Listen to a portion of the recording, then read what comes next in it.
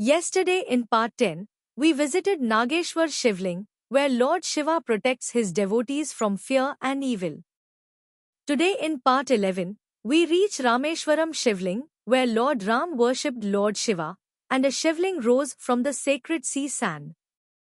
Long ago, when Lord Ram was preparing to rescue Ma Sita from Ravan, he reached the shores of the great ocean, near today's Rameshwaram in Tamil Nadu. Before building the bridge to Lanka, Lord Ram wanted to worship Lord Shiva, asking for strength and blessings.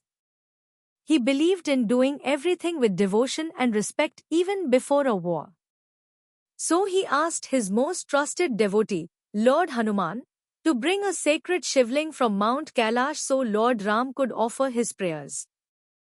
Lord Hanuman flew swiftly across mountains and skies. But as time passed, the auspicious moment for the puja came close and Hanuman hadn't returned. At that moment Ma Sita, wise and full of devotion, gently took sand from the seashore, and with her own hands, she molded the Shivling out of sea sand, and Lord Ram worshipped it with love and prayer. Just as the prayer finished, Lord Hanuman returned with the Shivling from Kailash. Seeing the sand Shivling had already used, Lord Hanuman felt sad. But Lord Ram smiled and said, "Your effort is filled with devotion, Hanuman. This Shivling you brought shall also be worshipped forever." So, both Shivlings, the one made by Ma Sita and the one brought by Lord Hanuman, were installed side by side, and so, the place became known as Rameshwaram, which means Ishwar of Ram, Lord Shiva, whom even Lord Ram lovingly worshipped.